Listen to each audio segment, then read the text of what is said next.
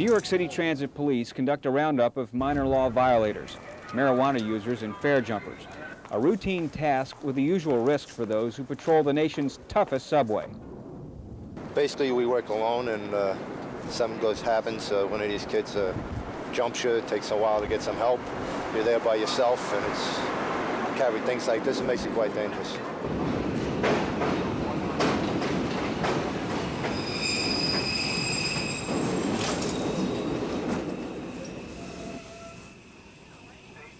Of all the arrests this year, none has received as much public attention, though, as that of Michael Stewart, a young graffiti artist.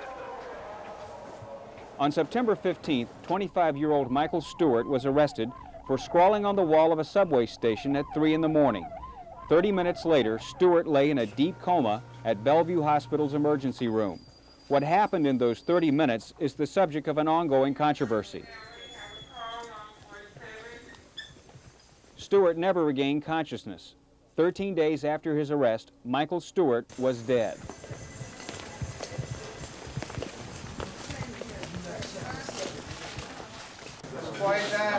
Officers from the day shift, 4th District, New York Transit Police.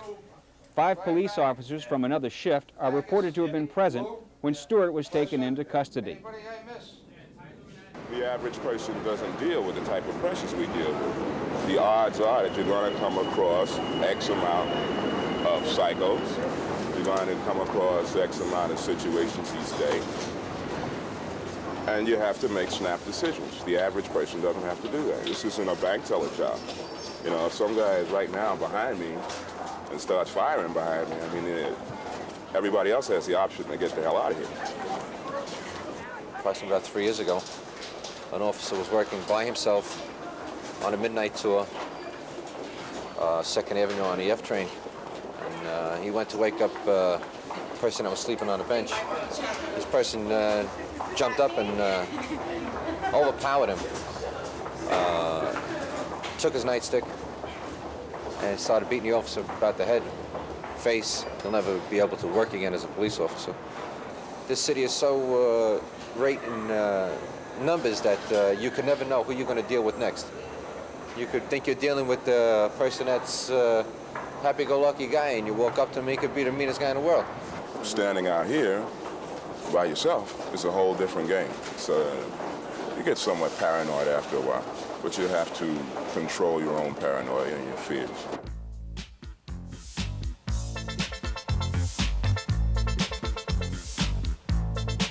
Michael Stewart, the son of a retired schoolteacher and transit worker, was part of the Lower East Side New Wave art scene in New York, an artist, model, and avid dancer who appeared in a music video.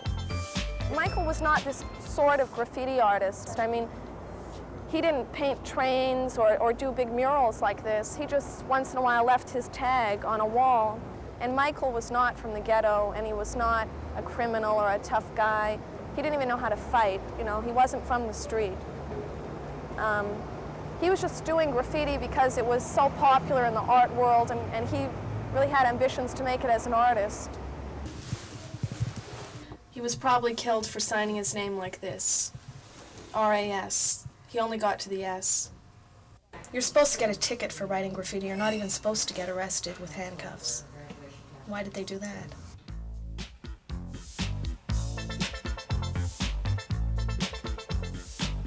For 8 months, Stewart supported his artistic ambitions by working as a busboy at the Pyramid Club.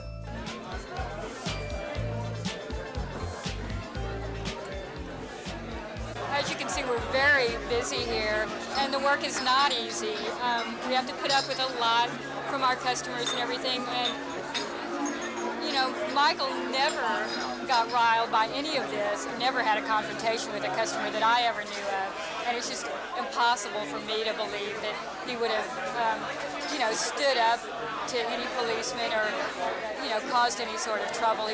I let him go because he was not aggressive enough with the people. He wouldn't get through the crowds to do his work. The day I fired him, he wasn't hostile with me, he wept.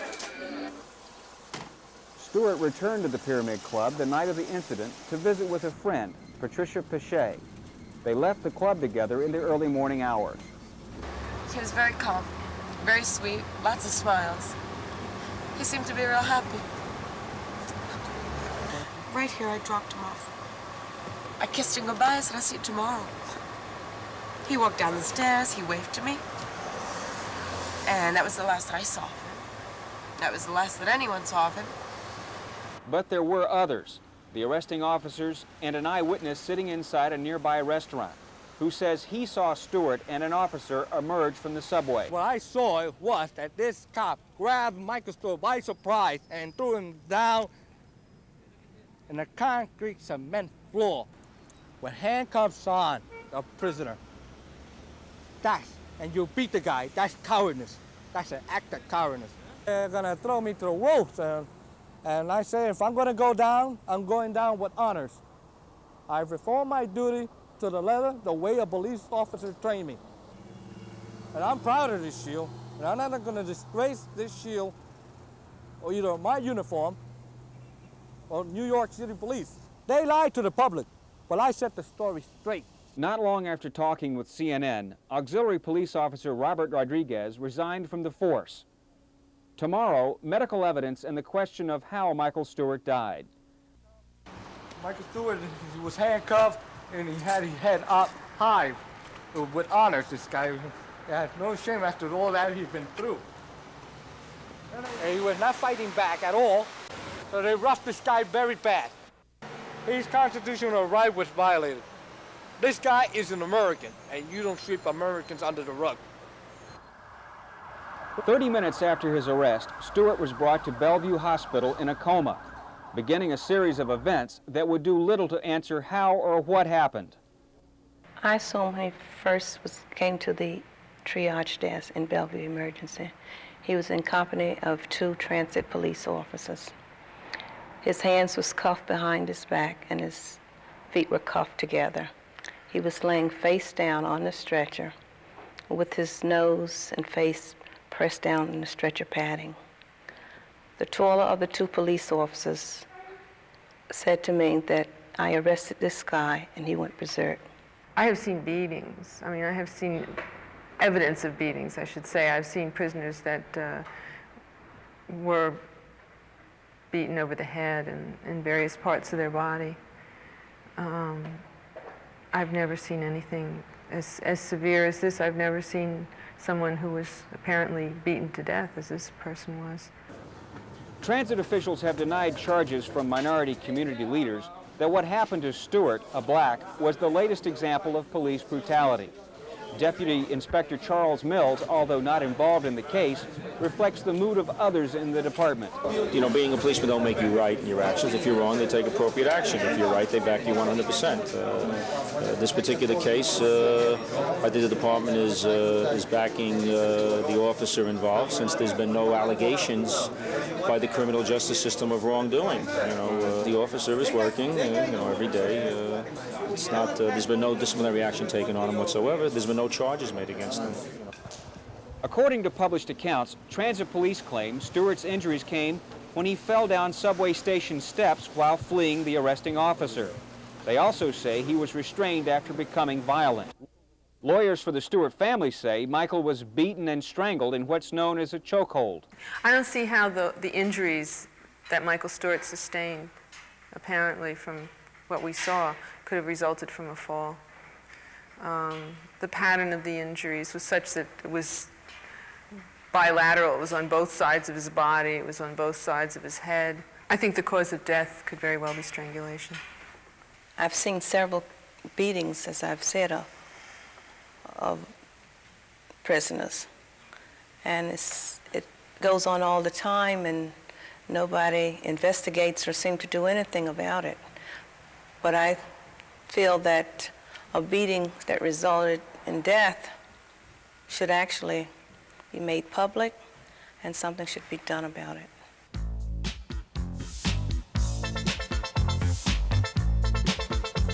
Stewart's parents hired Dr. Robert Wolf, who claims when he first arrived at the hospital, he was turned away for failure to present his New York medical license, even though, he says, prior arrangements had been made. Clearly, I had the feeling that they were attempting to delay my examination of the patient. This is the diploma, and I want you clearly to see this thing. You see this? This is what they made me yank off the wall. This has never, ever happened to me before, and to my knowledge, has never happened to any other physician before in this city. The thought might have been that the longer I was forbidden from actually examining Mr. Michael Stewart while he was alive might enhance the chance that I would not be able to do so at all. Despite efforts to save his life, Michael Stewart died 13 days after his arrest. An autopsy was performed by New York City Chief Medical Examiner Dr. Elliot Gross, who shortly thereafter announced his preliminary findings. The cause of death is cardiac arrest with survival for 13 days, bronchopneumonia, pending further study. The autopsy disclosed findings consistent with the hospital course of coma following a cardiac arrest. While there was evidence of healing injuries on the body, the autopsy demonstrated no evidence of physical injury resulting or contributing to death. Further tests, including examination of the brain and spinal cord and microscopic tests, will be performed. A day later, Dr. Gross, without notifying the family or the representatives of the family, without obtaining consent for this mutilating procedure from the family or the family's legal representatives, himself did remove both eyes. It could have been done to remove the evidence of the petechial hemorrhages in the eyes. This points to the fact that death was caused by compression, strangulation, or choking. A transit police spokesman said the coroner's findings cleared the officers involved. Transit Police Department is very relieved that the report of the medical examiner has cleared the air of these very serious allegations of police brutality. Over 4 weeks later, Dr. Gross issued his final report. The cause of death is a physical injury to the spinal cord.